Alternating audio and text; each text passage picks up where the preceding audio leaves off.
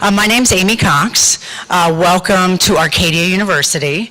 I'm one of the hosts of this conference this week, along with the PJSA. I'm just going to go over some very basic housekeeping things to orient you a little bit to the campus, and then I'm going to be passing on the mic to a few people for some introductions, and then we'll get started with the panel this morning. So the campus, this is the Great Room. You are in the Commons building in the Great Room. All of our plenaries will be held here. Our Sonia Sanchez dinner tomorrow night will be here. Our award ceremony on Sunday will be here. Our World Cafe lunch will be here. There is a cafe just up these steps if you are in search of snacks, lunches, coffees when we don't have, if you're a coffee, all-day coffee drinker, you can go right upstairs to the cafe. The bathrooms are located just behind this room, around the corner. Most of the events all of the events throughout the conference are in 4 different buildings. This building, the Commons 1, 2, and 3, is on the second floor up from here, the top floor. You can take the elevator, or, here's where it gets a little tricky, is if you want to take the steps, you can either go out this side, you have to go to the middle of the building, basically, and walk up the steps to get to the second floor. The castle.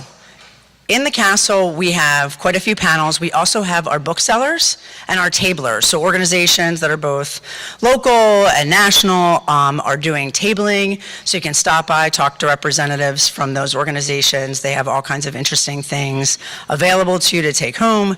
That is in the castle building. If you walk up, well, you can walk out here and go up the steps outside, or you can go up to the top floor and go out that way, but it's essentially in that direction. It's a pretty substantial building, and it's a beautiful building, so I definitely think you won't miss it if you look up and look around. And I highly encourage you, if for some reason you don't end up in a panel up there, to go check out the building itself. It's gorgeous. The dining hall is the last building. Oh no, it's not the last building, excuse me. The dining hall is across campus, maybe 5 to 7 minutes the most, depending on how fast you walk. And there's 3 different rooms over the course of the next 3 days that have sessions, concurrent sessions in them. There's a campus map. I'm just orienting you a little bit. And the last one is Steitler Auditorium, where we have several sessions today. That is catty corner up here. It looks like a carriage house. It's essentially the edge of campus. But there are volunteers and interns that are at the registration desk to help you with all kinds of things. Some of them are, there will always be Arcadia students, of the students out there that you can ask for directions. They can also help you with local restaurants, bars, Glenside related, if you're looking for places to go in between sessions for dinner, lunch, etc., as well as campus questions. We have t-shirts at registration for $20. If you haven't seen them, they're really neat. We have specially made limited edition PJSA stickers that are $1. We have a few tickets left for the World Cafe lunch today, which is really a meet and greet for new folks or people who want to get to know a little bit more about the organization, opportunity to network and get to know each other a little bit better. That has lunch, so it is here, but you do need a ticket. There's also a few tickets left for the Sonia Sanchez dinner and talk tomorrow night, so you can get all of that at registration.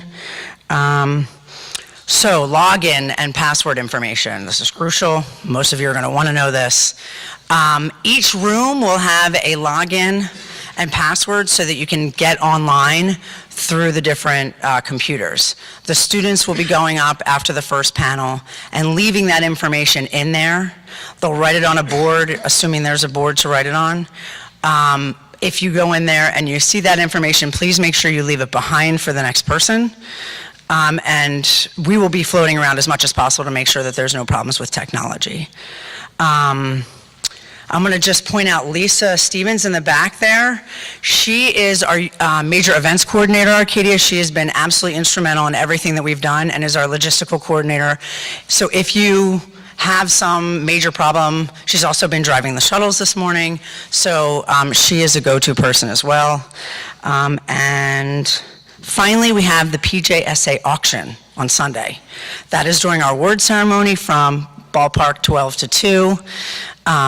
Make sure that you bring your pocketbooks, your wallets, your checkbooks. There's some really cool stuff, some weekend getaways, places to hang out, and really neat peace-related stuff and justice-related stuff to be auctioned off. So with that, I'm going to turn it over, and of course we'll be here, and you can find me or Michael or Lisa if you have any particular questions or needs. So I want to introduce Amy Weidstrom. Amy Weidstrom is the chair of the Historical and Political Studies Department, of which the International Peace and Conflict Resolution Master's Program that is hosting this event is a part of. And she's been working with me over the past few months to just make sure that everything is coming together here and that you all feel really welcome. So I'm going to turn it over here and say thank you so much for all your support.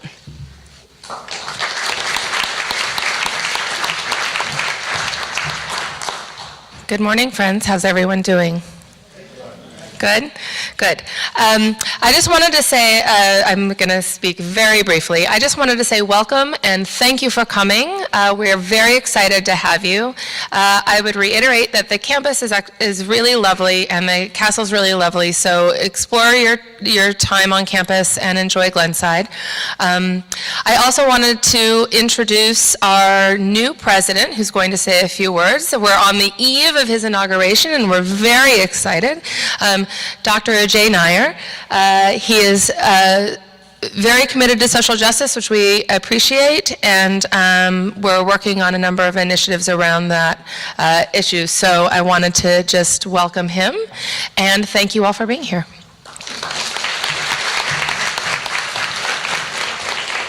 Good morning. Good morning, thank you. Thank you so much for being here. Welcome to Arcadia University. First, I'd like to extend a special thank you to my colleagues who helped organize this event, but a very special thank you to Dr. Amy Cox and the IPCR students. Can we give them a round of applause, please? While I do not purport to be an expert in the field of peace and justice, I do believe that international peace and justice must begin at home. For Arcadia, this is a serious, serious project, and I hope we can inspire higher education broadly to pursue justice in a serious way. Our first step is to challenge American higher education exceptionalism. We are not exempt from the socio-political, economic, and cultural dilemmas of the world, yet too often we turn a blind eye to these serious issues. And we are not exempt from our own histories. We must write the next chapter of our history and be truthful about the language of access, diversity, and inclusion. As we know, in American higher education, our students have called us out on our hackneyed and self-congratulatory narrative. I'm not proposing that we become the University of the Left or Social Justice U, but I am proposing that we are ideologically grounded, that we are positioned to do the right thing. To be sure, the university must be vigilant in its protection of the scholarly community's ability and freedom to pursue new ideas, new viewpoints, to pursue the truth. My proposition is that justice should be a goal and priority for higher education, imbued with values that reimagine our roots to a future state, where the paradox of preaching inclusivity and diversity while increasing our exclusivity to soar in meaningless rankings is addressed through a new paradigm of higher education.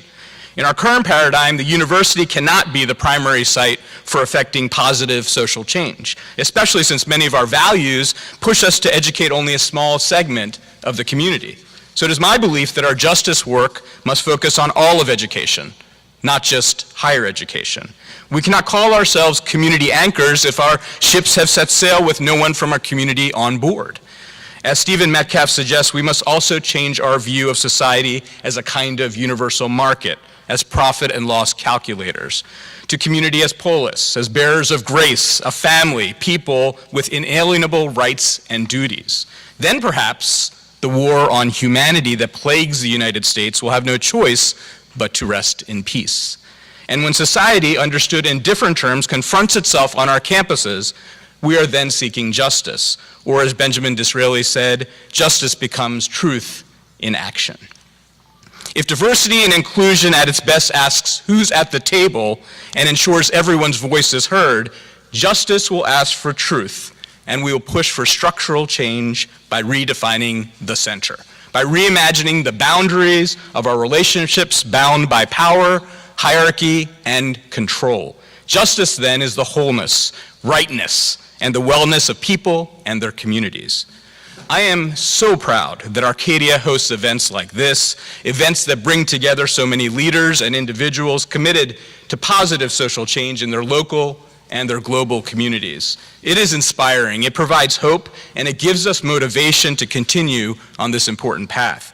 Looking back on the past 50 years, it is clear that we have come a long way in terms of nonviolence, peace, and justice, but these 50 years have also showed us how much further we have to go. How will we want to be remembered in 50 years? What do we want future generations to look back and see? Again, I thank each of you for participating in this important event. I look forward to the great work that this conference will surely produce. Thank you.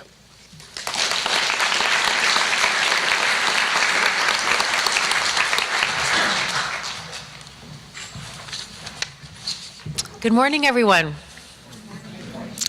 My name is Sheherazade Jafari. I'm a board member of PGSA, and I'm from the School for Conflict Analysis and Resolution at George Mason University. And I have the distinct honor of moderating our opening plenary this morning. The title of the plenary is Bridges to the Future, Strategic Challenges to Movement Building.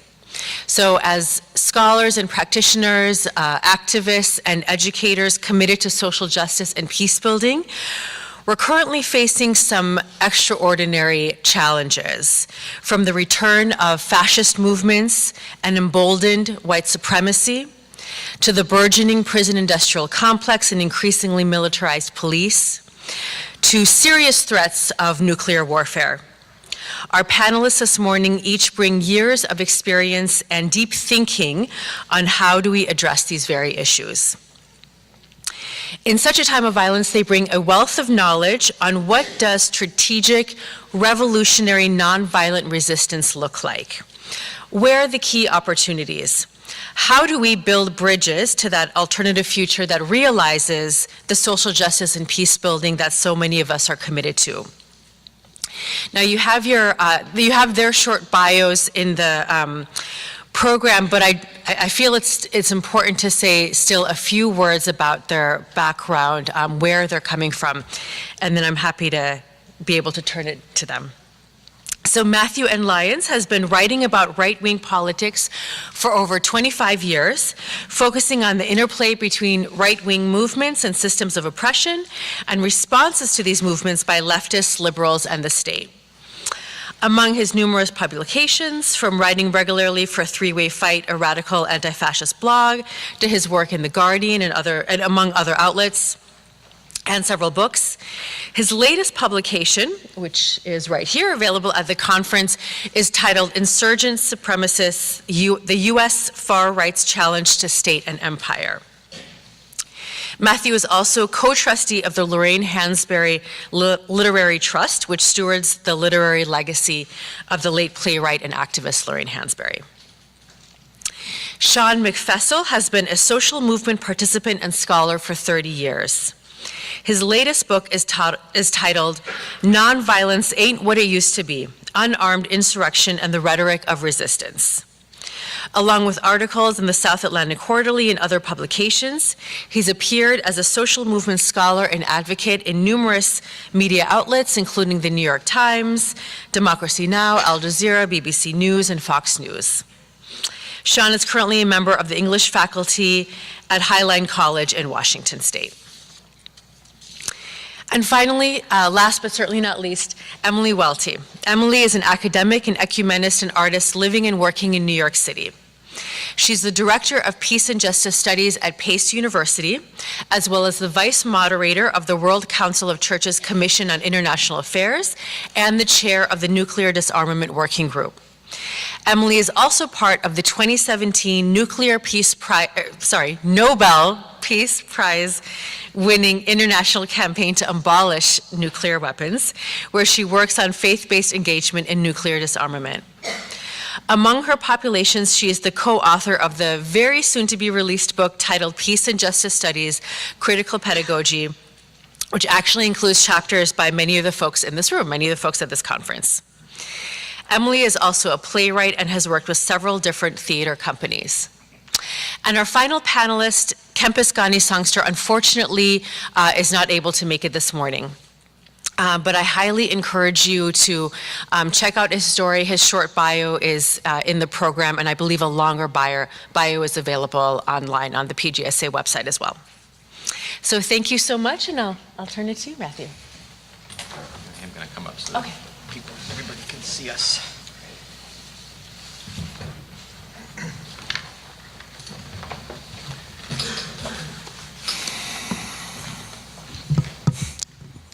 Good morning. Thank you, Sheherazade, for the introduction. And thanks also to, first of all, Arcadia University for hosting this event, to all of the organizers and people who helped make it happen, to my fellow presenters, and to all of you for being here. The theme of this conference is revolutionary nonviolence in violent times. My work focuses on one of the forces in this country that is helping to make these times more violent: political movements of the far right. Far-right movements perpetrate physical violence, threats, and harassment against their opponents and against members of oppressed groups. Far-right movements bolster and intensify institutionalized systems of violence, such as white supremacy, male supremacy, and capitalism. And far-right movements encourage more mainstream political forces to expand their own bigotry and scapegoating and their own mainstream policies of repressive and supremacist violence. These are violent times, in part, because in 2016, far-rightists played a bigger role in electing the US president than they have ever done before, and because that president has echoed far-right themes more than any other president in living memory. But these far-right movements didn't just appear suddenly. They've been developing for decades. And they are a response, in part, to the protests and anti-oppression struggles of 50 years ago.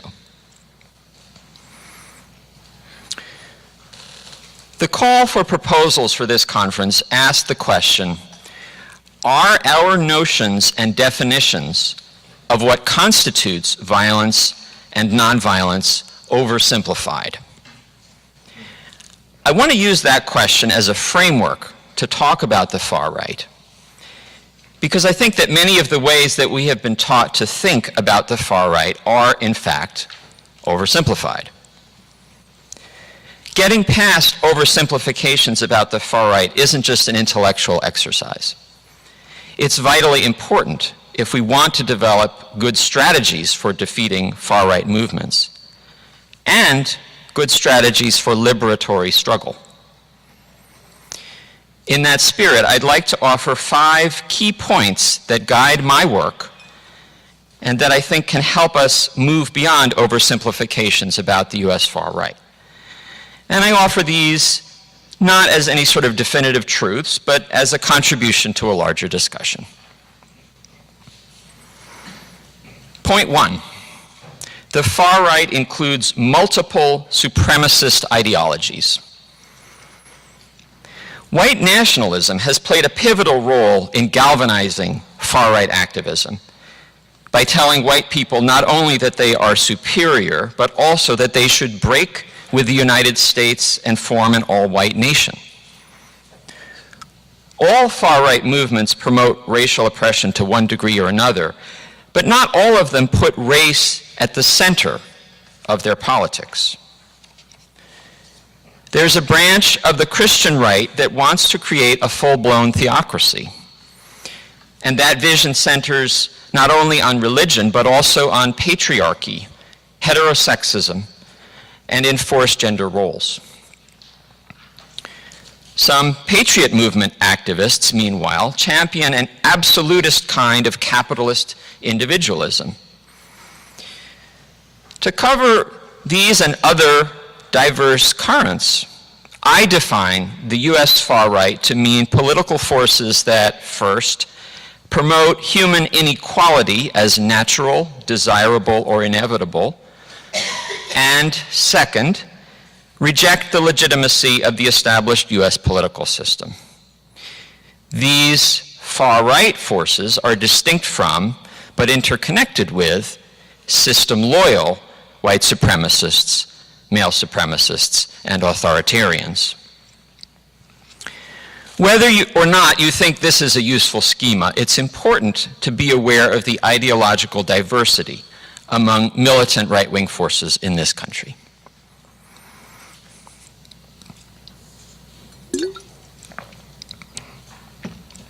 Point 2.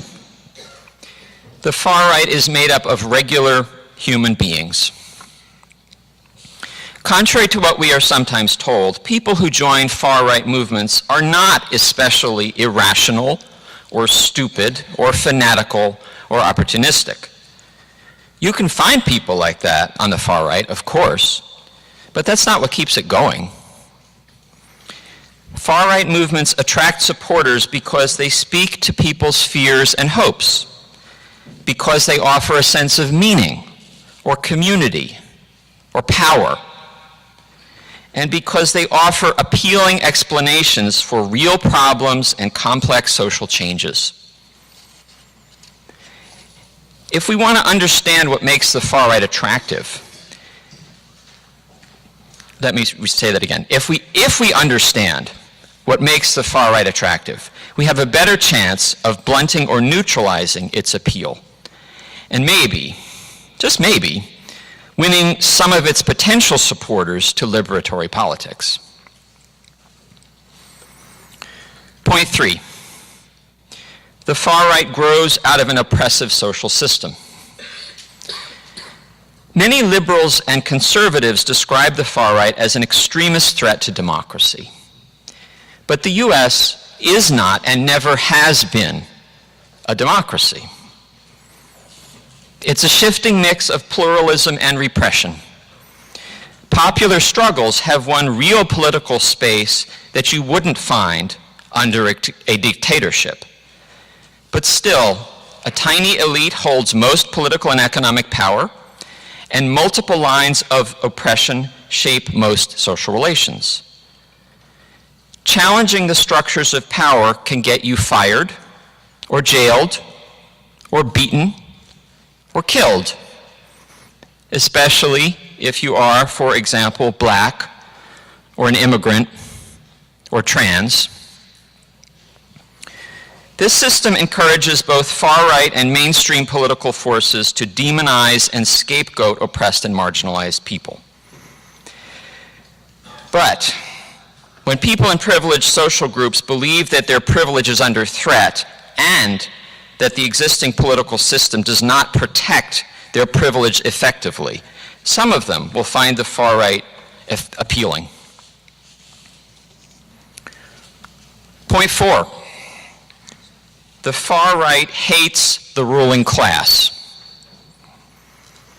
If it's a mistake to gloss over the deep connections between far-right politics and mainstream institutions, some leftists make the opposite mistake, which is to treat far-rightists simply as tools of the ruling class.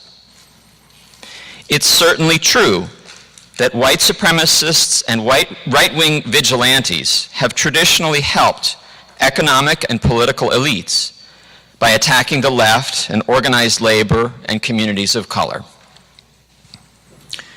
But the US far right, as it is constituted today, believes that economic and political elites have betrayed them. It believes these elites are using multiculturalism mass immigration, and globalization to weaken and destroy white Christian America. This belief feeds on fear of losing privilege, but it also feeds on people's sense of disempowerment, people's sense of being beaten down. The far right draws on rebellious anger and transmutes it into poison. That's why the far right sometimes sounds like a twisted version of the left, denouncing global capitalism or US military interventions, not in the name of justice or human liberation, but in the name of racial purity or patriarchal religion. Hatred of elites has even led some far-rightists to take up arms against the federal government in hopes of inspiring a right-wing revolution. Point 5. Defeating far-right movements and dismantling institutionalized violence are distinct but interconnected struggles. To defeat the far right, part of what we need is broad, inclusive coalitions where there is room for people to act in different ways and with different politics, militant and non-militant, leftist and non-leftist.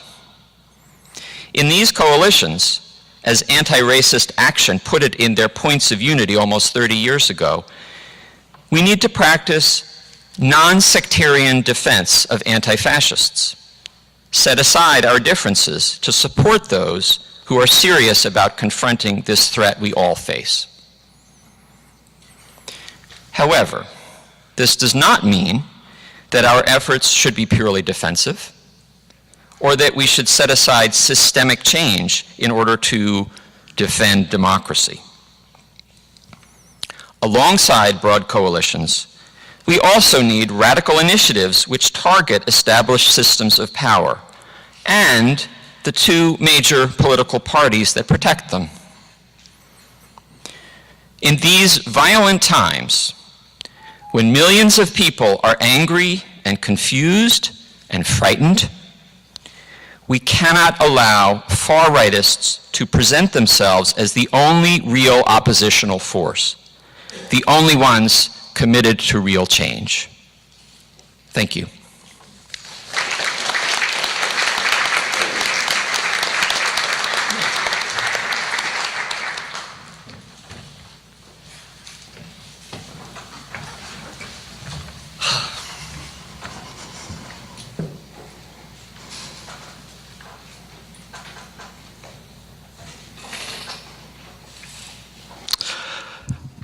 Thank you everyone for being here, and thanks so much for the PGSA for having me.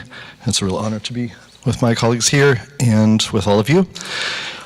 I was sort of thinking about last night's keynote, and it was also an honor to be in conversation with some of those folks who, many of whom, for me, it's been part of my political development over decades to be reading them and thinking about their challenges they've been presenting us with. And I was struck that however much the differences might have been immediately obvious and kind of the focus of the conversation, there were actually some striking similarities that maybe tell us something about the state of our field. For one thing, everyone, including the topic of our panel today, everyone last night was talking about strategy as a touchstone, and that's not always given in conversations around nonviolence or even violent political struggle. A lot of the time people begin from a place of faith or spiritual commitment or ethical identity or positioning, and even like Leo Tolstoy said, basically that one shouldn't worry about the effect of one's actions because you can never actually know what it's going to do. You should just do what you know is right and then come what will, which is sort of actually, if you think of it, the opposite of strategic thinking. So I was pleased to hear the word strategy as the touchstone for all of the speakers from their different perspectives. But what struck me was that I think, strategy, if it's going to have any meaning, has to be in reaction to particular circumstances and conditions in the current moment. And even if the conference theme is about looking back at these past 50 years, nearly all the examples that we heard from our speakers were from more than 50 years ago, or 45 or something, right? And it's it struck me that it's so difficult. It's typical, I think, of our field. We've inherited this kind of fossilized terminology and framework from the wave of contentious movements in the 60s and 70s, and it's still in a lot of ways, the frameworks that we use to understand movements today, even though we've seen some really radical shifts in the realities that are being described. So my research, I've been an active participant in a lot of different movements, but my latest research, I've been really looking at the movements that popped off from 2011, Arab Spring, into the Occupy movement, into Black Lives Matter, and a lot of the anti-Trump mobilizations. And I think because the conditions that those movements are responding to have radically shifted, I think the approaches of these movements have also radically shifted, and the ways that participants, especially younger participants, look at what they're doing and understand it is actually often at odds with the frameworks that we bring to the conversations. So for me, my Bible in understanding social movements is Francis Fox Piven's work and Piven and Cloward's famous book, Poor People's Movements, and they talk about how disruption is kind of the key tool for marginalized people, for poor people, racialized people, queer people excluded from the channels of power. If you don't have sort of, some access to the decision-making channels that are there, the best way to get your voice heard in the world, to have influence, whether it's kind of reforming and having your interests recognized in that, or whether it ultimately could be overturning that in a revolutionary sense, is through interfering with the reproduction of production. It's getting in the way of every day kind of reproducing itself, right? Making a problem of yourself until you have to be dealt with. And so the biggest change that we've seen over the past 50 years, right? Because you think about 1968, that was before neoliberalism started. In a lot of ways, neoliberalism and this era that we've seen has been a response to the disruptive powers of that era. And you've seen fundamental changes in the way that sort of social control occurs. You have, obviously, this kind of lapdog media owned by very few powers that are often the same powers that own things that they should be critiquing. You have militarization of police and expansion of police powers, penetration into all spheres of life. You have a lot of the means of enacting disruption of previous generations, like, where communities would come together and get in the way of stuff, have kind of been pulled into nonprofit NGO industry where they're kind of accountable to the funding cycle and they have to frame things in terms acceptable to the Ford Foundation. And especially there's a lot of scholars talk about the institutionalization of dissent. So things like labor unions and a lot of centers where movements used to happen, by being kind of formalized, have also lost their disruptive propensity.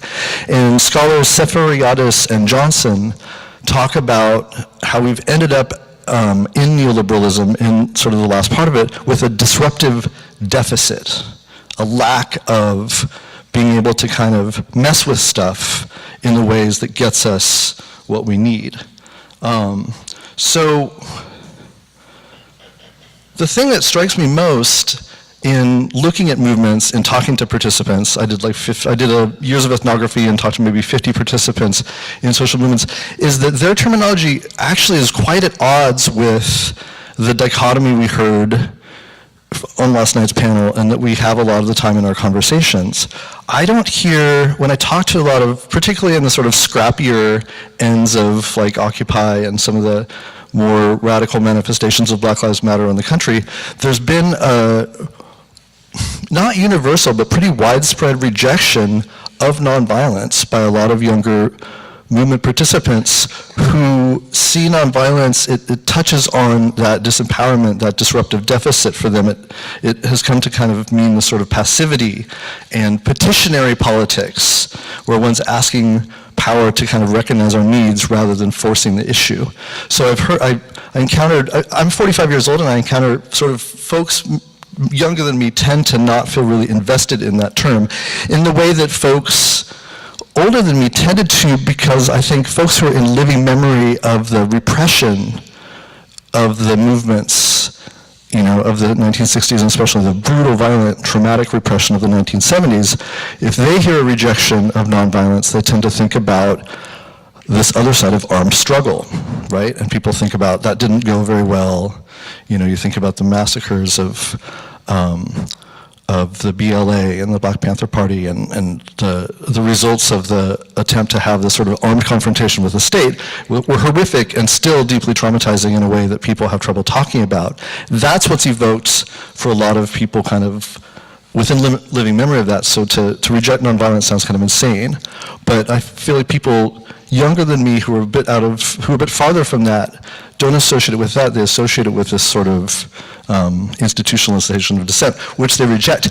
However, the same people also, to the same degree, universally reject armed struggle. And the people that I talk to who are really active, say in Occupy Oakland, Occupy Seattle, Black Lives Matter movements on the West Coast, armed struggle was like, would elicit laughter. People would say like, that didn't go very well. You have to be insane to try to compete against the state in those terms.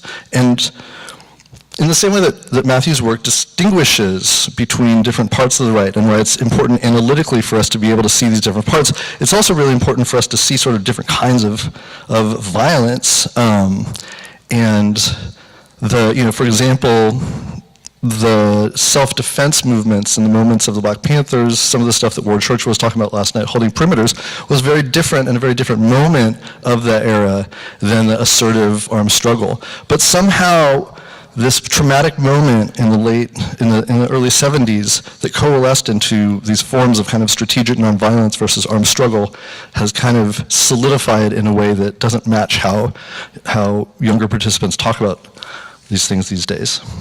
I would hold. So,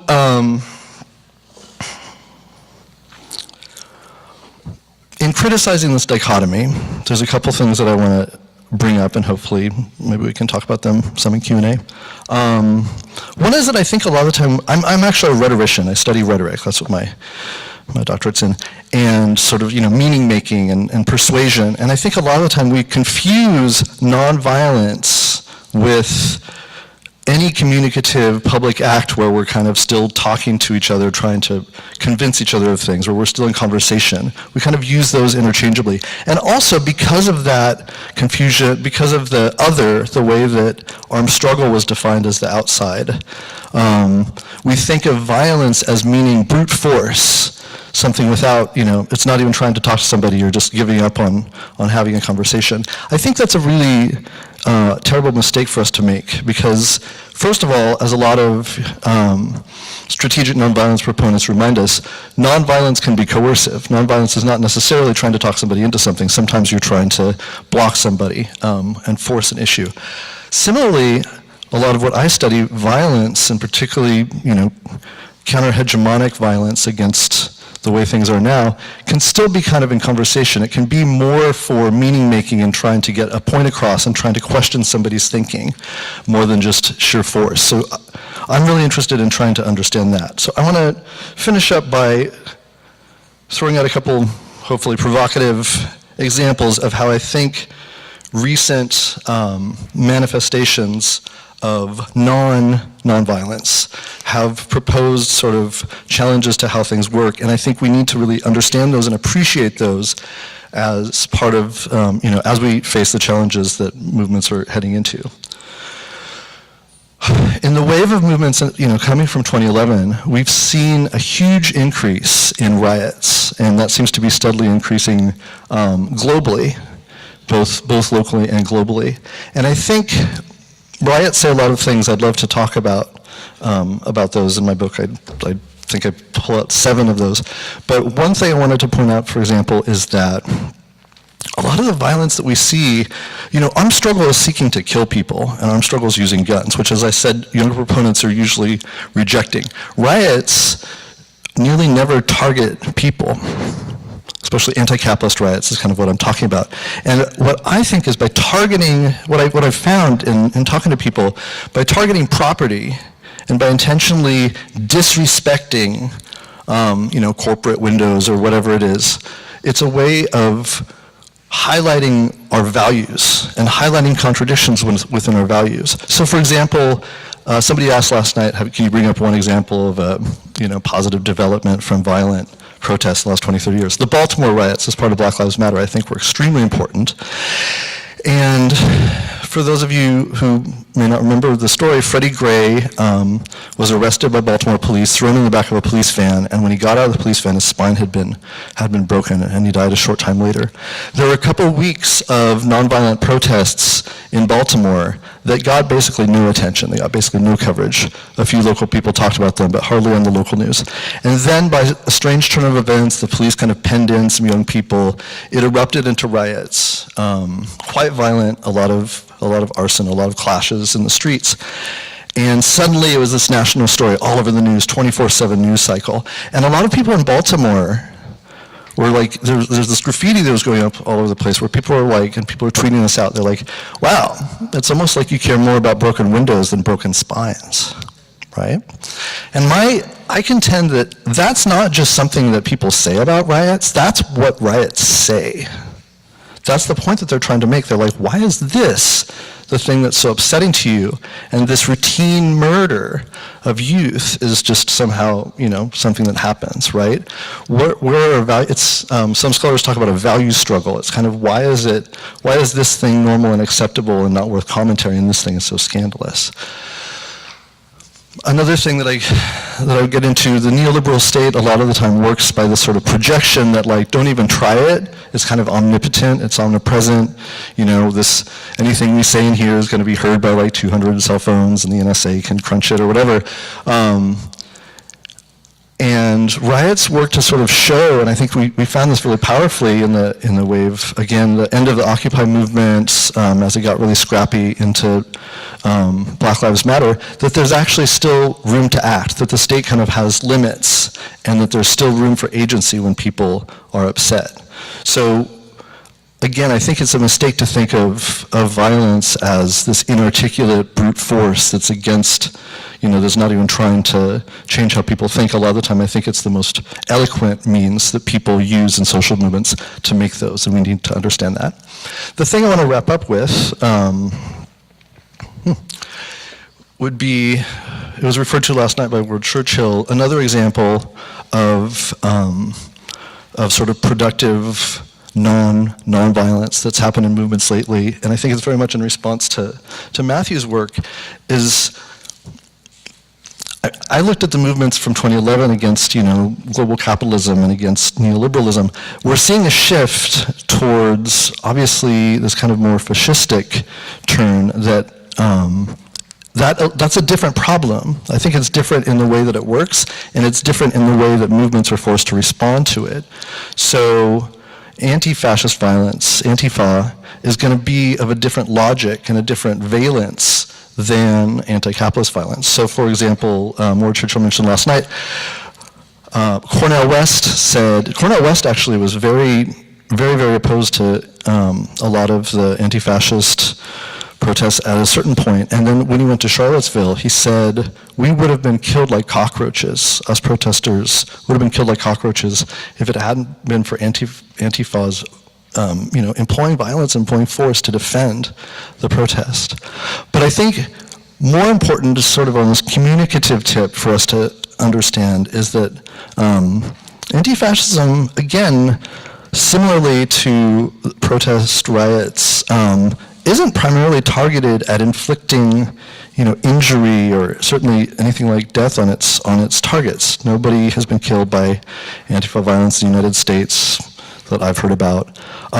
What it does is it's a very effective way of undercutting fascist appeals. It's a way of, so fascism is kind of I would say fascism is kind of a one-trick pony. The appeal to it is when people feel vulnerable, when people who are used to privilege feel weak and compromised. Fascism, you think of the image of fasci, the bundle of sticks, and it's saying together, alone you may be broken, but together we are strong and you will never be broken. So it's a promise, it's a politics that promises invulnerability. It's like we can get rid of those people, but it's going to keep us safe and strong.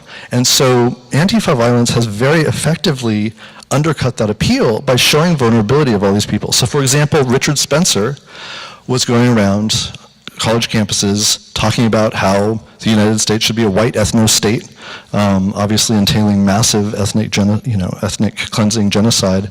And he said, I don't know how many people followed this, but he said earlier this year, he's retiring. He said, quote unquote, it's not fun anymore to go around preaching that the United States should be or a section of the US should be an all-white nation. It's not fun anymore because his vulnerability was shown up by violent anti-fascist opposition that, played the bluff of the vulnerability that he was promising his followers. And so we saw the alt-right movement and a lot of the movement that was ballooning and exploding in 2016, early 2017, it's kind of got deflated, and a lot of that is owing to violent anti-fascist mobilization. So I want to kind of end with, I know I've gone quite late on my time, I just want to end with a challenge that it's I'm noticing that the heir to nonviolent direct action and a lot of the means of enacting social change, one of the trickiest things about our moment is that the places where that knowledge and those practices are popping up most, contradictorily, are not necessarily nonviolent, even if they're enacting those dynamics and this knowledge from what we study a lot of the time. We actually see it in a sort of violence, but maybe not the kind of violence we expect. Thank you very much.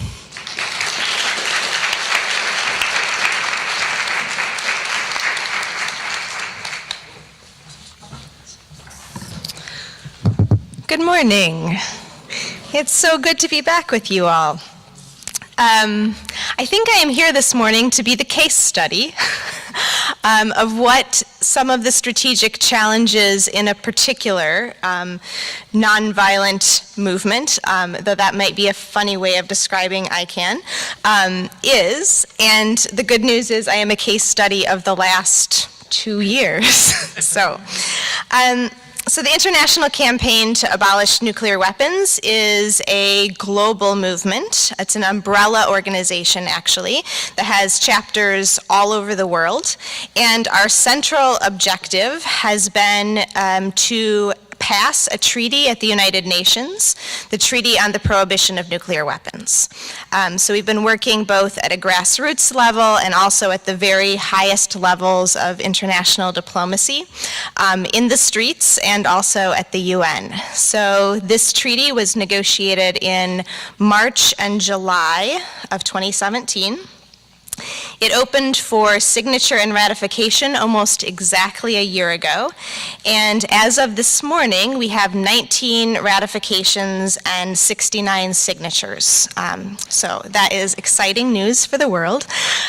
When we reach 50 ratifications, the treaty will go into effect and become an official part of international law. So I think what's interesting, because I am a rule follower, except for the moments when I am strategically not a rule follower, I believe in following all of the rules until you want to principally break the rule. So I took the title of the panel quite literally, and so I'm going to offer you 3 strategic challenges that we have faced to movement building in ICANN, and also reflect a little bit on how we have addressed those challenges. So one of our strategic challenges is when you have an umbrella organization that is also worldwide, you have a lot of ideologies happening under that umbrella. And so ICANN in many ways is a very, very diverse organization, not just in terms of the countries that we come from, but also in many ways in terms of the ideologies. So that really manifests clearly in some of the strategy challenges that we've had. So within the anti-nuclear movement, we have people who believe that a nuclear freeze is the strategic way forward. We have people that have believed that a nuclear ban is the way forward. And ICANN is really organized around the ban approach, while also inviting people in who will come from the nuclear freeze camp. I think that one way of thinking about ICANN might be in the difference between a peace movement and a justice movement. So traditionally, anti-nuclear organizing in this country was very much in the camp of what we might think of as the traditional peace movement. The ICANN strategy has been slightly different. We are not anti-peace, obviously, but we are focusing on humanitarian disarmament, which is an approach that looks to stigmatize nuclear weapons and create international law that makes them illegal. So we're following in the tradition of the mine ban treaty, the ban against cluster munitions, chemical and biological weapon bans, and really mobilizing a discourse around justice, around humanitarian suffering, with a focus on victim assistance, environmental remediation, risk education. So the other strategy that we have had to sort of wrestle with internally is a divide between stigmatizing the weapon by working primarily with all of the states who don't have these weapons, which is one approach, and that is the approach that ICANN has focused on. The other approach would be to try to persuade the nuclear weapon states to give up their weapons. That's a great idea. That's not actually the approach that we've taken. We have taken the approach that the majority of the world does not want these weapons, the entire world is threatened by these weapons, and we're not going to wait on the nuclear weapon states to make them illegal. But that's a strategic choice. That's not a given when you think about how you organize your social movement. Another divide sort of internally that we've had to think about is that the motivations that people have for wanting to get rid of nuclear weapons might be really different. So I think it would surprise a lot of my ICANN colleagues that I am talking about ICANN as a nonviolence movement. That's not the language we would typically use. Because most of the people in ICANN are not actually pacifists. It's not a pacifist organization. A lot of people's reasons for banning nuclear weapons are that we are very worried about them accidentally going off. Not even the idea of being fired upon, but actually nuclear weapons are inherently unstable and the risk of accidents is incredibly high. And a reason for banning nuclear weapons might be the incredible civilian suffering that they incur. The reason for banning nuclear weapons might be that first responders simply do not have the capacity to respond to a nuclear accident or a nuclear attack. Those are not reasons that are about nonviolence necessarily. Those are somewhat strategic focused, risk focused reasons for banning nuclear weapons. So another challenge that we have faced strategically is that sometimes when you are working on a particular focused cause, you might not necessarily share all of the ideology with some of your other allies. So one of the things that has been quite difficult is if you are getting every state, every nation state, to try to ban nuclear weapons, you may be working with and engaged in advocacy with some states that you find morally, ethically distasteful, or states that have particular other conflicts that you do not want to weigh in on that conflict, but you also need to work with that state. So a sort of practical example of this is on Wednesday, we had several states come to ratify the treaty. Among those states was Myanmar. And we have a practice that when a state ratifies, we use social media in a certain way. When San Marino, who also ratified on Wednesday, or Samoa, ratifies, we're quite celebratory on Twitter. Yay, San Marino, thanks for being on the right side of history. It's challenging to say, yay, Myanmar. But at the same time, Myanmar's signature and ratification is another signature and ratification. It is a commitment to doing the right thing. And so it is quite complicated to decide how you are going to engage with allies. We also have taken gender very seriously. We see ourselves as a feminist organization in a lot of ways. The Vatican, you might observe, is not necessarily a feminist organization. But I specifically, in my capacity working with faith-based organizations, have worked very, very closely with the Holy See, and it has been really important in advocacy to get the Pope, for example, to say nuclear weapons are a sin. It is morally sinful to to possess nuclear weapons. For millions of Catholics in the world, it matters what the Pope says, and to have the Pope make a statement like that really matters. It is not, for me, in my meeting with the Pope, to also work on gender at the same time, but it's complicated, right? In my own sort of female body, I am also being in the space, but I'm also having to decide what is it that we're working on right now, and that's been really complicated. Another practical example of that is the day at the General Assembly that it was voted to actually have this negotiating conference. North Korea voted in favor of having this conference, which was a really good thing. It was also misreported in almost every newspaper. When they were reporting on the counts, they would talk about, and of course, North Korea said that they didn't want to have this conference. North Korea actually said we should have a negotiating conference. The whole world should be without nuclear weapons. The whole world, not just North Korea. But it's also complicated to keep raising that and saying, it makes me sound like a North Korean apologist to say, actually North Korea voted yes, and we should give them credit for voting yes, in a way that a lot of states did not vote yes. So this idea of who your ally is and how you work with nation states with whom you deeply disagree on other issues has been a challenge. It's also been a challenge to think about whether ICANN is a social movement or a political campaign, because those two things are organized very differently. Just in terms of the leadership, ICANN has a bit of a scrappier political campaign feel to it. We are not making consensus-based decisions. There's a secretariat that has representatives from several different organizations, but it's not as diffuse, it's not as consensus-based as I think a lot of anti-nuclear movements have been before.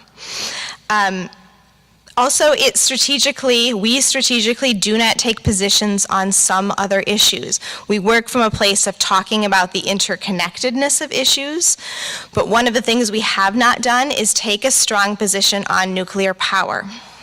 Because to do that would actually change the focus from the issue of banning nuclear weapons. For me as an individual, for me as an environmentalist, I don't support nuclear power.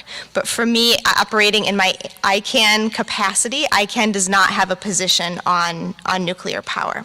So I think as an individual, some of these things feel quite difficult and ethically complicated. From an organizational standpoint, these are strategic choices that are being made. So here are some ways that we've addressed these challenges. One of them is by really talking in broad ways about connecting commitments. I think the concept of intersectionality has been very powerful for thinking of a movement like ICANN. We are thinking very carefully about gender, for example. Indigenous rights have been a really critical piece of the way that we've conceived what we're doing within ICANN. We see the ban treaty actually as decolonizing work. We see the nuclear weapons regime as a regime of colonialism, and we see the process of having, especially nations that have been crushed under colonialism, speaking back to those colonial powers as a piece of decolonizing work. We've also talked about nuclear weapons a lot of times as an apartheid system. If we start looking at who gets to have them and under what conditions, this is also an issue around racial justice. This is an environmental issue in many ways. So to keep the focus on nuclear weapons in the context that we're working, but to also start thinking about the ways these other issues matter. Another way we've addressed some of these challenges is to look specifically at norm building. I think if I were to describe our strategy in one word, it would be norm building. So changing the idea, stigmatizing the weapon, and saying even if you are going to maintain your weapons arsenal, you are going to be going against the norm that the rest of the world holds. And that is a powerful strategy. That is the strategy that has been used for something like landmines. So even though the United States has still not signed the landmine treaty, and I don't think that that is imminent, functionally speaking, the United States is following the landmine ban treaty. So this kind of international norm building has had success. Another way we've addressed these challenges is by keeping survivors at the center of the conversation. So the Habakasha, which are the survivors of the attacks in Hiroshima and Nagasaki, but also recognizing all of the victims of nuclear testing. In the Pacific, Indigenous people here, Indigenous people in a lot of contexts have been the most affected bodies by nuclear testing. And I think it is really important in the US context that we talk about this nuclear testing. This tends to be something that drops out of our conversation. These testimonies are really critical. The survivors of nuclear testing and the attacks are still with us.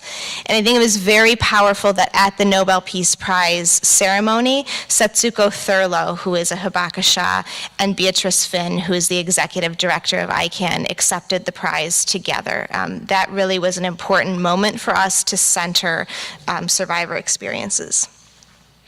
Another approach that we've taken is this bridge between the international and the local. We are working on a very international issue, but trying to think about what this looks like in local contexts. Whether that means here in the United States, having individual cities declare themselves to be nuclear free, working on divestment campaigns in individual contexts, in individual universities, looking at where your university's money is invested. But also giving the flexibility that ICANN in Norway and ICANN in Nigeria and ICANN in Kiribati look really different. They need different things, and to try to think about what that means when we also work together. Another way that we have addressed some of these challenges is by shifting the discourse. A lot of the ways that people have mobilized around nuclear weapons is to scare people, to show the map that shows if a nuclear weapon was detonated in New York City, how is your area affected? That kind of scare tactic mobilizes some people. It actually doesn't make people feel very empowered, though. And so I think a lot of ICANN's success has come in our hopefulness, in our sort of resiliency, and our expression that another world is possible. It's possible to do something in a different way. I found it really frustrating in conversations initially at the UN with diplomats to be told that I was being too emotional about this issue. Because frankly, I think this is a good issue to be emotional about. I think it makes you a bit of a sociopath to not have emotions about nuclear weapons. It's also an incredibly gendered comment. But I think that actually being able to say emotions matter. Anger really matters, but also a joyful militancy. I've been thinking a lot about what it would mean to be joyfully militant around this issue. and to talk about things both in terms of hope, but also in terms of anger. And I think that changing of the discourse has been really important. Working both in the streets, Wednesday was a really good example of the dual focus of ICANN. Just within New York City, some of us were standing in front of the bank, BNP, with signs asking them to divest from nuclear weapons, in solidarity with our colleagues in Berlin who were on the roof of the bank dropping a banner, so they really took it to a new level. But at the same time, some of us are dressed for the streets and some of us are dressed for the UN, where we're also managing a ratification ceremony with 7 new heads of state, so 7 presidents signing the treaty. Those are 2 different skill sets. Those are 2 different ways to engage in this, and we actually need both of them. I would argue one of them is not necessarily more important than the other one. So the sort of last point I will leave you with is the idea that disruption, this idea of disrupting the conversation, has been a key focal point for ICANN. To say that small states matter, that this issue is too important to leave only to the countries that have nuclear weapons. We have taken a big mocking on Twitter, but really, who hasn't? Like that's some unique thing. For saying it really matters that Vanuatu bans nuclear weapons. It really matters that Malawi or Palestine signs and ratifies this treaty. It matters to be a small state because what we're looking at is the majority of the world being against nuclear weapons. But also civil society really matters. One of the most important things that we have done is to say we are going to change the space by being in the space. I find the literature of queer studies really helpful to think about what would it mean to queer the space?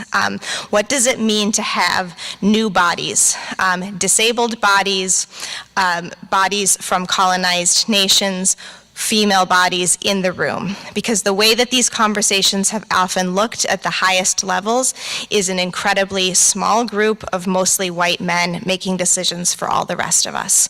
ICANN said this matters to everybody, we need everybody, and we actually represent the majority. So, thank you.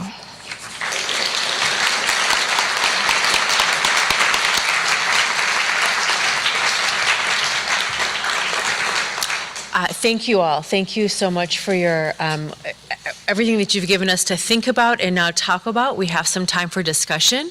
I really appreciate the nuance you're bringing to the conversation. Each of you doing very different type of work, but really helping us to move past these oversimplifications of the far right and the different strategies of different resistance movements and the concrete example of ICANN and the strategic decision making that goes into these different approaches and tactics that you all are using. So we now have a good chunk of time actually for questions and discussion. So is there a mic runner? How do we do this? I see a few hands. Okay, awesome. And if you can if you can give your name and where you're from and keep it to a question so that we can ensure that we're having a discussion with the panelists and with everyone in the room. Hello, my name is Joe de Rivera from Maine, from Clark University. Question for Emily. Can you describe the resistances that you have to overcome amongst the smaller countries, the ones that you'd think would jump right on? Sure, yeah. So I would say colonialism. I would say colonialism, and I would also say the structure of international aid and the way that countries that provide aid that have nuclear weapons may go to smaller countries and lean on them and say that your vote on this issue will be dependent on our support for you in other ways will be dependent on your vote on this issue. So I think that's a real struggle, and needing to get regional alliances to support one another. So for example, if we're looking at the Pacific, there is already a nuclear-free Pacific zone. And in many ways, a country like Fiji can go to a smaller country and say, as the Pacific, we are acting together. The Pacific is an interesting example because the movement against nuclear weapons in the Pacific has always been an anti-colonialization movement. The movement has been the nuclear-free and independent Pacific movement. So the most powerful kind of resistance to colonial pushback has been regional groupings and groups of states pushing back together. But people think it will be so easy for a small country to say, we don't have nuclear weapons anyway, and we would never be developing nuclear weapons, so it's easy to sign and ratify this treaty. But behind closed doors, we know that a lot of these countries are getting a lot of diplomatic pressure put on them. Hi, this is for Shon. My name is Lucy Duncan. I work for the American Friends Service Committee, and I live in Philadelphia. I want to ask about language, because I think that the way that the left or radicals frame things really matters, and our using the language of the people who would oppose us is really dangerous. So I would assert that using the term riot instead of uprising is very, very problematic, and it's contextualizing these very powerful efforts at disruption in the terms that our opposition would use. I would also say that we as practitioners of nonviolence need to be saying very clearly that civility and our obsession with civility is actually dangerous, and that we need to say that property disruption in a society obsessed with capitalism and property is actually part of our language of nonviolent direct action. And we need to be very explicit about that. So I want to challenge you and ask you about the way that we speak about what it is we're talking about, and even to say that that is violence is actually, I think, a problematic statement. Thank you. Excellent points. So as far as riot as a term of stigma, it's really contextual. I've certainly come across that a lot of times, and a lot of people disavow that term. It's also not always so, and it's also used as a sort of, like, in the body of scholarship, a lot of which is certainly questioning that stigma. It's used a lot of the time to describe, collective action involving the things that I'm talking about. In what I'm focusing on, it's basically clashes with police and public property destruction, which sometimes it's used and sometimes the term is rejected as a stigmatizing one, but I think more often than not, it's just sort of seen as a descriptor to distinguish from when there's not that kind of stuff. So it's a tricky thing, and it's audience contextual. I might be using it a bit provocatively in this context, and I might not if I was talking to, like my senator or something.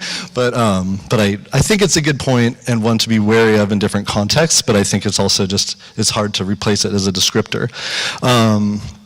Your point about civility is extremely important. I think Stephen Salaita has been doing incredible research, both joining his scholarly work about Native American genocide, the ongoing, continual, present Native American genocide, and the connections to the discourses that he sees the Israeli state employ, and that it's not a coincidence civility and civilization and civilizing are all the same root, and it may well rely on the same logic. So it's a dangerous term, particularly because, it's a criticism that I have a lot of traditional nonviolence discourse, that it begins with an exclusion, right? It's like, well, those people aren't reasonable, so we can't even let them in the conversation. We can only have the reasonable people inside, and I think civility very often does that. So, the notion of civility has that risk, so I think it's very good to be cautious about that and critically question it, even though it's kind of hard to do away with. The last one I think is the most difficult.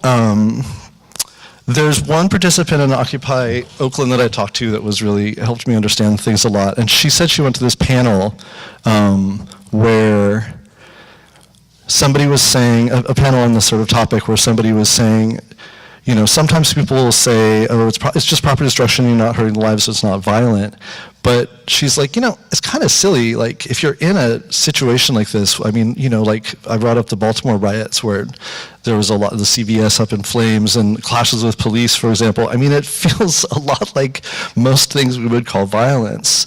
I think what's interesting is the long-standing debate about what is violence or not is often kind of a stand-in for the deeper question about, are we talking about hurting life or not? I think part of this thing that I get into, and I can't get into it now because I'll go on for an hour, but I think inherent in, you go back to John Locke, and inherent in the sort of foundational ideology of liberal capitalism is that there's a sort of rough equivalence between one's property rights and one's body in the category of self. And so you find passages in John Locke all the way up to Ayn Rand, and you just find it throughout a lot of foundational, a lot of sort of ideological works around liberal capitalism, that you have this equivalence. And I think that rather saying, oh, it's not violence, because you're not going to convince people who the burning CVS isn't violent, Like, I think that's kind of a losing strategy that radicals use a lot. I think it's basically in the ideology that radicals don't see it as that, and liberals do, because it's inherent. That equivalence is inherent in liberalism. So rather, what I prefer to do is look at, for example, public property destruction acts as a way of calling that awkward contradiction into light, and saying, for example, are these actually the same thing? Okay, maybe it's violent, but why do we value, and why are we as abhorred by, or more abhorred by, the public destruction of property than the systematic destruction of life? So rather than getting stuck on this term violence, by the way, I've been studying this for years, I can't find a good definition of it, or, I think the terms violence and nonviolence are very unstable, so rather than trying to fight the world and say this is the one world definition, I'm saying notice the important inconsistencies in how they're used, and notice the values that you're espousing when they're used in a certain way. Morning. My name is Christy Randazzo, and I am a Quaker and Christian theologian living in South Jersey. And as a theologian, my job is dealing with big ideas, ideologies, the philosophies that undergird how people view the world. And a lot of my work has been built around the idea of trying to undermine a lot of the hegemonic ideologies of Christian theology, to sort of break in and crack in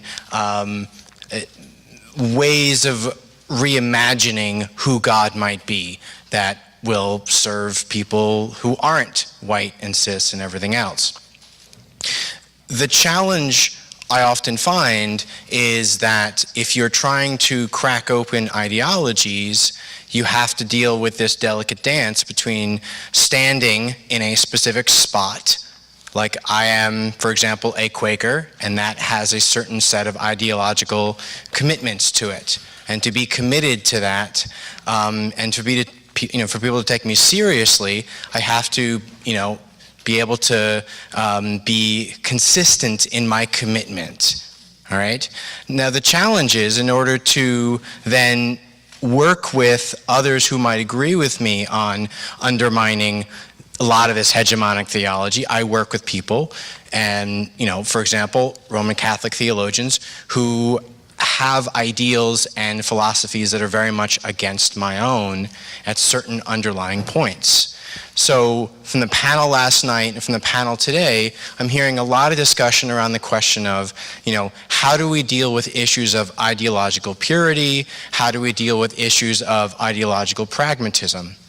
And I wonder if you could speak to this question of where do you draw the line between how, committed you are to being, committed to who you are and what's important to you, and how much you compromise.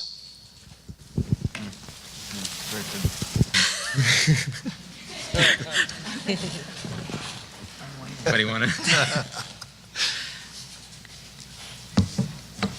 Go for it, yeah. No, I mean, It's a big question. I also think that we should say that sometimes a question is a question that you hold as a question. I mean, having done a lot of these panels in the last year, one of the things that is a funny rhythm to how we see public speaking is that there's a question that's asked and an answer that is received. And I think that there's also a moment to say, that's a really good question. And as an academic, of course, I'm going to have the it depends, right?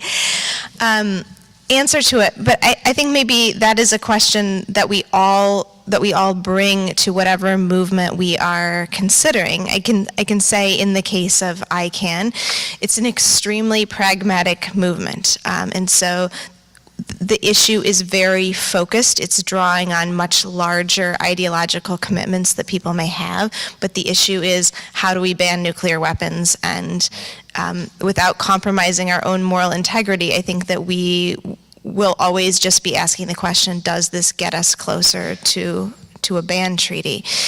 That's an entirely different approach than other movements that have much more broad-based issues. So both, I'm sort of using this space to say, I think we need to respect the question as a really good question, and also one that we're all in this room applying to a variety of different contexts that we work in.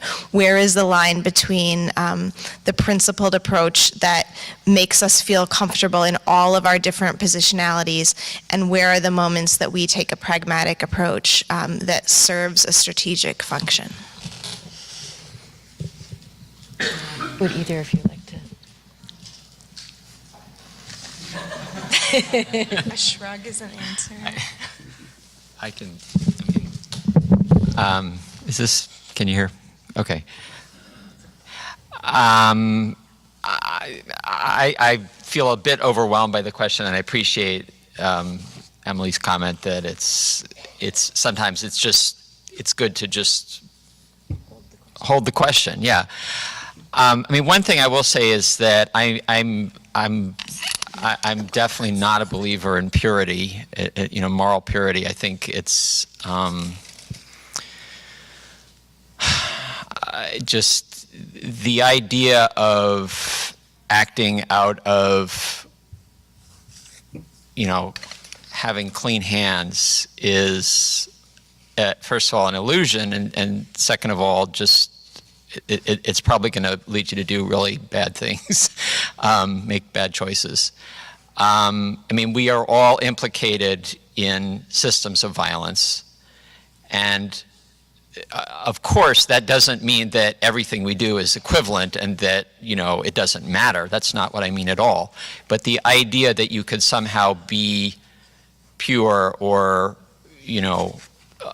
outside of that I could be outside of, my life, my upbringing, my, the ways that my consciences have been shaped for better and for worse, that's just not, that's not a useful way to approach politics. And I don't mean that that's what you were saying, but that's just one of the things that comes to my mind.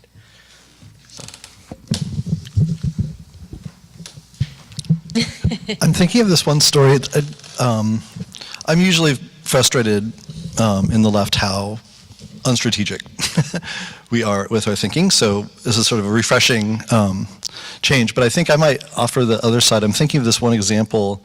I was facilitating a General Assembly in Occupy Seattle, and we were rotating, or I was sort of facilitation, I wasn't on stage, and we were kind of rotating through different people who were interested in being up front and kind of, guiding the conversation. And that day we had a person who, I won't get into specifics, but was of like a number of very marginalized entities. Here's somebody who's not in an empowered position in pretty much any sense in society, and they were taking the stage. And it also, so I was sort of helping them prepare and everything. And then also somebody came up and they're like, so the steelworkers union is coming by today.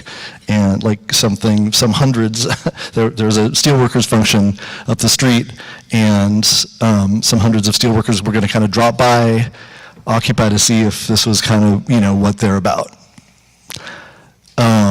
And several people were like, this is not really the best time for that person to facilitate.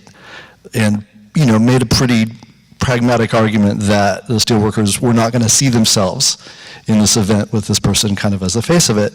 And just whatever, I happened to be in a position to kind of end up making the call, and I was like, too bad. And I think a lot of people, I probably lost some political allies at that moment, and I think there's this, maybe still a strong argument to be made that that was like a anti-strategic, unpragmatic decision in terms of growing the movement with people who were, had some social power. Shutting down the ports can be an important thing to do in movements, for example, and labor relations. A lot of people see labor as central, but I think at the moment that, the reason I made that call was at the moment that we were at, it was about constituting a subject and defining the movement. It was actually about carving out a collective identity, and to say, not only to that person, but all the people who are looking at that person, that they're not as important in that movement, gives a character and an identity to the movement that would have, catastrophically narrowed it. And so, being a bit sort of like unstrategic and unpragmatic by more narrow definitions made a lot of sense for that reason. So I just think that that to me is like, I'm still maybe accused sometimes of being unstrategic in those moments, but I think you just want to think, what am I doing right now? If I'm part of constituting an identity, like that's the thing that I'm doing, and I should prioritize. If I'm trying to get countries to sign out a treaty so that we don't all perish in nuclear war, like that's what I'm doing, and those are going to guide different decisions, which of those you're doing. I think the important thing is just to be aware of which mode you're in, because they do have contradictions. Simona Schiavone, Merrimack College and Faculty Against Rape, and your comments make me pause now and think, is my intervention strategic or not strategic? And I actually don't really care. I want to pose and ask if you would relate your very eloquent presentation to this particular moment, a moment where survivors all over this country are watching with horror what's happening. And as a survivor myself, as someone who works with survivors, the silence on this session, looking at the future and not mentioning what is happening, is, I don't have the adjective. What I want to offer, in addition to this, is a space for other survivors to come together during this conference, to talk about what you're feeling, to know that there are other people here that want to use this space to strategize.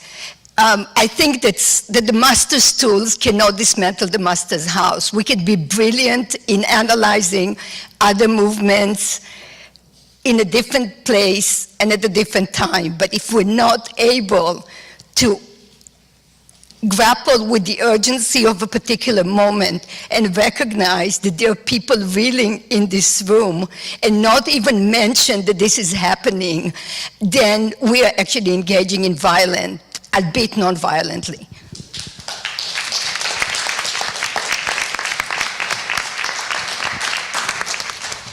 Thank you for acknowledging that, Simona. Would any of you like to respond?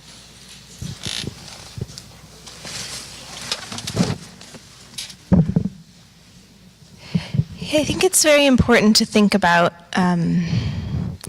what it means to be a survivor of something and how that experience does not leave you. It does not only sit with you at particular strategic moments. It is the day in and day out experience of something. And so I think that the experience of having survived something traumatic is not just a political mobilization moment. It's also something that we have to tend to. We have to both let it fuel things, but also create spaces that it can be nurtured and can be addressed. So certainly, I think this conference needs to be that kind of space, and I'm deeply grateful that Simona raised that.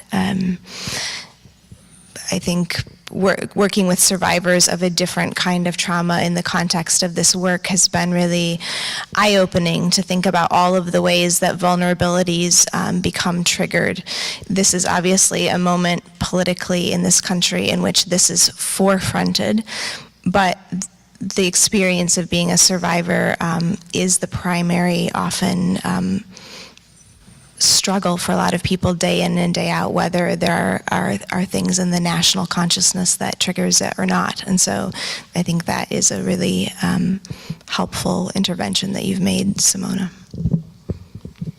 Yeah, thank you, Simona. Before we go to questions, I just want to acknowledge that you also offered space at the conference for survivors. So should folks come to you, or maybe we can find a space, and maybe we can announce that at a session where people can come together. Thank you. I know there are a number of hands being raised. Yes, Michael. Okay, great. And maybe we can take 2 questions then at a time. Great. My name is Juan Rodriguez. I'm originally from Puerto Rico. I'm a master's student of history at Louisiana State University. My question was focused more on Emily's talk. And I guess I think this sort of follows what you were talking about in terms of the challenges of this sort of more in terms of like mobilizing countries to sign this sort of ban on nuclear weapons, especially more specifically about here in the United States, where not only as a country that possesses nuclear weapons, but has historically sort of acted as this sort of world police, saying, oh, only countries that we trust can have access to nuclear weapons, and more like specifically, like in the cases of like states such as Iran and North Korea, going, oh, we can't trust those people, so they shouldn't have nuclear weapons.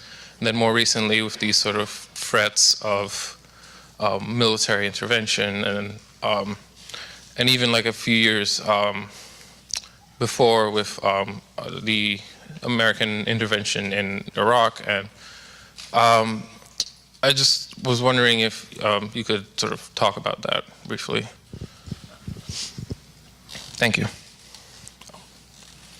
And was there another question? Okay, yes, go ahead, sorry. Oh, we went at the same time? Yeah, go ahead. Hi, my name is Shawana Vaughn, and I'm from Silent Cry. And my question was for you in the Michael? Matthew? Oh, no, sorry, in the middle. Yes, Shon, sorry. Because I am a member of Black Lives Matter. So, and you talked about Occupy Oakland, and how do we as a country, as people, shift how we view human life over human property? Because that really is a really big problem. That we take stock in a window or a neighborhood, but we don't take stock in people. And people are expendable because of race, economics, and gender, or not gender, but we're expendable. But property has value, and people don't, and the only way to get attention is through violence. There has to be other ways, and I say this because I live in New York, and I do this every day with young people, and I'm trying to tell them there has to be another movement that does not include the destruction of your own neighborhood that you live in, that you don't pay taxes on, to get attention. But unfortunately right now, with everything you just said and with all the data I collect, the only way that attention is being brought is through violence and riots, unfortunately. So if you can offer some type of suggestion. Sure, Emily, and then Shon. Yeah, so this question of who gets to have nuclear weapons and who decides, I think is also strikes right at the heart of the arrogance of the logic behind nuclear weapons, because frankly, if you think that some country should have nuclear weapons, then maybe every country should have nuclear weapons. And so one of the things that when skeptics will say that what we're doing is idealistic or based in a sort of wrong logic. My argument is also, if you think that nuclear weapons are such a critical part of international strategic architecture, then maybe we need to distribute one to every single country.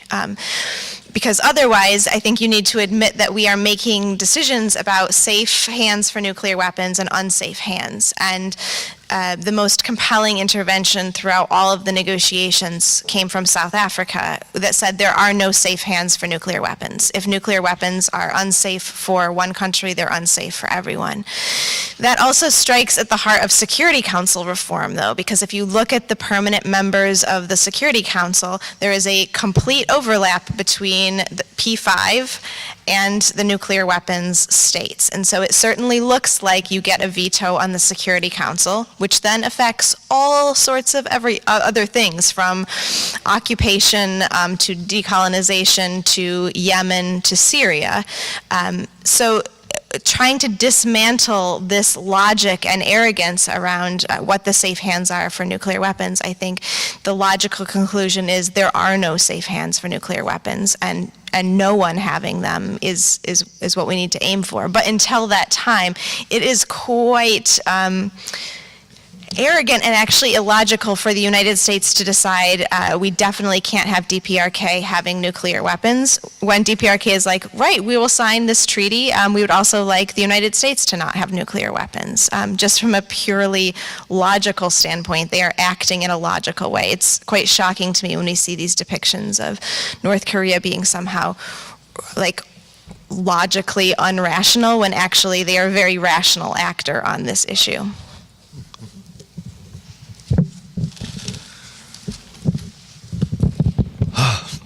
Thanks, Siobhan, for that question. It's really like the big one. I definitely don't think I'm the person to have an answer to it, but I think we have really powerful answers that we may not have looked at enough if we look at what people have already been doing recently under these circumstances. I think there's a film that I hardly hear anybody talk about that's one of the most important film for anybody like interested in social change, interested in peace and justice, called Whose Streets, that I really heavily recommend. And it's an intimate portrait hanging out. It's actually made by one of the participants in the Ferguson organizing, but it's kind of about some of the central organizers. Anyway, it's the personal lives, and also you can really kind of see the outlook and the political analysis of some of the people who are organizing. They're all really young, majority queer, just like amazing folks. I think the decisions that were made in that movement, by appreciating them and thinking about how brilliant the decisions were made and how they fit the context and what that shows us about our context, is the best way for us to figure out what to do next, to kind of unpack the things that have just happened and see what's still the same, what's still new. And I think one of the most moving things that's not actually talked about that much in conversations about Black Lives Matter was the choice to kind of dispense with and criticize directly respectability politics. And so, like a lot of people, I saw a lot of commentaries even kind of near the beginning where people are like, oh, Michael Brown's not really the best role model. Seems like he actually might have smoked pot. And, or like, Freddie Gray, I think he actually had some previous convictions. So like, do we really want to, doesn't he fit some of the stereotypes? Shouldn't we have, and I don't know how many people know this history, but Rosa Parks, for example, was actually the third person chosen.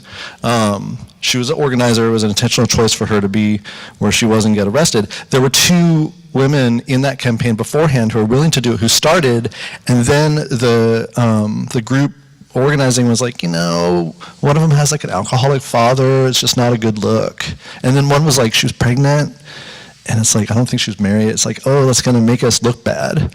And the problem, it's again one of these questions, like strategically, okay, I see why that would make sense in the moment, but then it also has these longer term effects about who is that movement representing and what kind of message, and the kind of like taking on some of the blame for racialized capitalism and inequality that happens in those decisions ended up, piling up over decades and decades and playing into the attack on black youth especially, right? So Black Lives Matter I think made the brilliant call by taking up Michael Brown, and the motto is like, this is about Michael Brown, we're not going to talk even about justice, like for now put away the pictures of MLK, we're going to talk about Michael Brown as this life that matters, and to take that phrase BLM, Black Lives Matter, I think that was a very powerful, strategic, deep decision that goes way beyond a lot of the frameworks that we use a lot of the time to start questioning, like, did you notice how little this person's life was valued, and why is that, and why aren't you disturbed by that? So I think I think that the best answer I think we can find for that question is looking at what people have actually been doing and pausing for a second, being like, wow, did I actually notice how smart that was? It may not have all our answers, but it probably has a lot more than, sticking to our frameworks we've had forever. Hi, I'm Mark Lance from DC. This is for Michael. I was a little concerned about your strict dichotomy between the far right and then the power structure.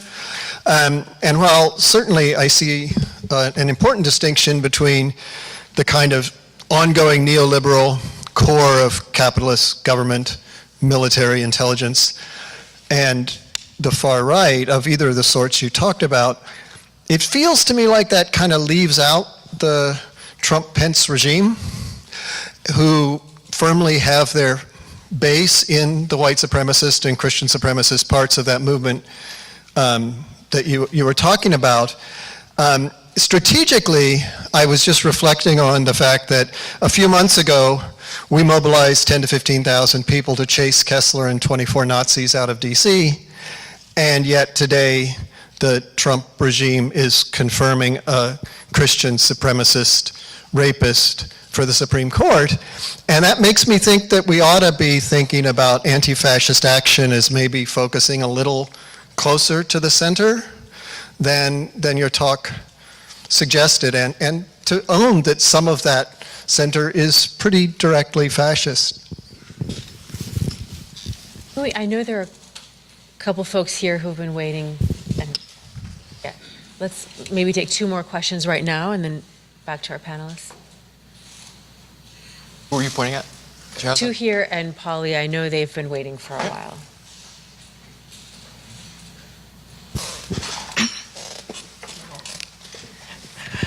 Thank you. I'm Wendy Chmielewski. I'm the curator of the Swarthmore College Peace Collection. I will say it's my first Peace and Justice Studies Association meeting.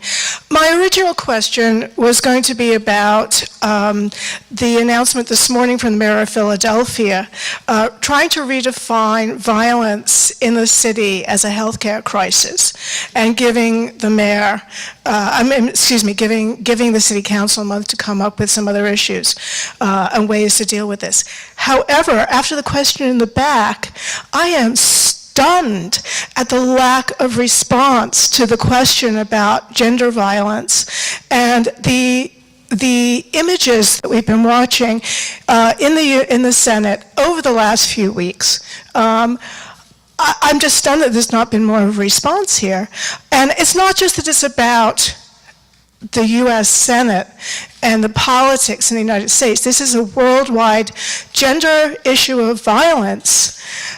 And and our need to respond to it, especially in an organization that talks about peace and justice. This is an issue that's a worldwide issue of believing women, of gender violence against women, of sexual violence. And I'd just like to hear, I'm hoping, the issue raised again. I think it's wonderful to have a space set aside for survivors, but I'm expecting people to respond to it and maybe talk about some ways that people can respond, whether it be people here or people out in the larger world. Would you mind handing the mic to folks? Hi, Linda Groff from Los Angeles. I have a strange question in that I've done future studies as well as peace studies for years, and I see that part of the appeal apparently of the right wing might be that we're now moving into an age with robotics, automation, and where jobs may be threatened more in the future and replaced, and that some of the anxiety people at the right are feeling is about whether they're going to have a job in the future. And I guess I want to challenge the peace studies movement to start looking at some of these issues also, because in issues of whether we're going to have to move towards a guaranteed minimum income, and that then people are going to have to totally redefine their sense of self-worth. It's not their job, but what they can contribute and give back to society. And I think those are very real issues on the horizon coming very quickly that Peace Studies needs to start looking at how that's going to affect the future. Yeah, thank you. Anybody on the panel?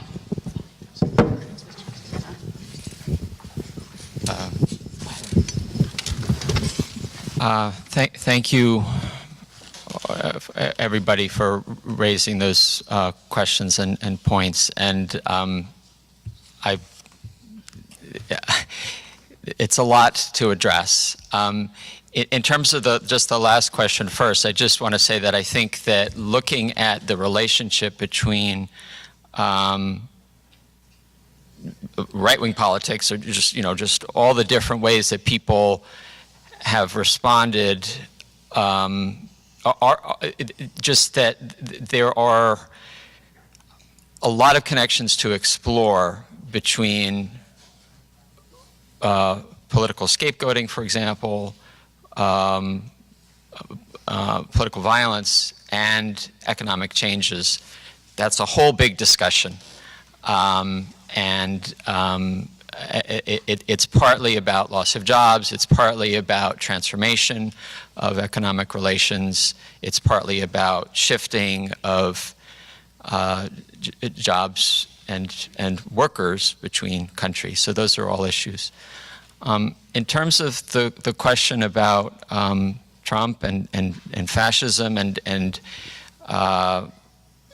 just the relationship between the far right and sort of the people in power, let's say, a lot of my work is focused on the dynamics of the interrelations between the far right and mainstream forces, which I tried to touch on that in my talk without going into a lot of detail. And just conscious of the time, I can't go into detail now, really. There's a whole chapter in Insurgent Supremacists about the relationship between the far right, as I define it, which includes those who regard the U.S. political system as illegitimate, and Trump, both the Trump campaign and the Trump presidency. I think that's a very important and complex relationship to explore. The support that Trump has received from the far right is extremely important. At the same time, a lot of these forces have been very unhappy with what they see as his capitulation to mainstream conservatism. And then in terms of the issue of gender violence and the sexual violence or sexual abuse that has been on the forefront of the news with the Brett Kavanaugh hearings, and just the whole background of months and years of reporting and failure to report about sexual abuse. I see that it is clearly a very important issue that it's important to address just in understanding the nature of our society. Because I mean, my work focuses on the far right, I look at that particular angle on those conversations, and one of the ways that I think the far right has had an important impact has been in terms of promoting violence against women. And that's a way that there's been actually some real changes for the worse. I mean, it has always been a major part of what the far right has been about, but the ways that there have been shifts from, I mean, previously saying, you know, women should be subordinate, but they have a place, you know, as wives and mothers, which is sort of the standard Christian right line. With the alt-right, there's been a shift to saying basically women have no place, women should have no voice, and women should simply be subjected to sexual predation. And I mean, it's really just kind of mind-boggling. I certainly don't want to say that the far right is responsible for, you know, bringing us Brett Kavanaugh or something like that. I mean, that he is an embodiment of, you know, just so much of what maleness is in this society that has nothing to do with, you know, right or left. I mean, there's all too much of that on the left and the center as well. I'm going to stop here. Emily? I feel like it might be important to observe something about silences, institutional silences and personal silences. Because on one hand, while I want to say it is absolutely critical for this conference to address what is happening right now and what the experience of survivors is right now, I also want to say that I don't necessarily feel entirely comfortable as a survivor being expected to say something about my own experience on this panel. So what I want to say specifically as a survivor to survivors is that while we should also be forefronting this in all of our conversations, you don't have to talk about this. This is not the day that you have to talk about this. So it is true that I did not talk about this. But I also want to create the space that if you need today to not talk about this, that's also okay. And a personal silence around this issue is different than an institutional silence. PJSA as an institution should absolutely be talking about this. But I also don't know that I would have felt entirely comfortable, with all due respect to my other two panelists, saying, here are two white presenting men. I want to hear what they really think about this issue. I want them to stand as allies, but I also don't necessarily need to be told anything at this particular moment. And coming from my own experience, I'm not ready to talk about this in a room full of people that I mostly don't know. So I felt the need to kind of have an intervention around what silence might look like personally and also institutionally, and say, absolutely, it may be we need to have a quick board conversation about how to create some institutional space specifically around this issue. But I also want to say to survivors, you are not expected to perform your own experience for people, not today, not any day, regardless of whether you're sitting here or you're in the hallways or you're in the classrooms or you're in the streets. Thank you.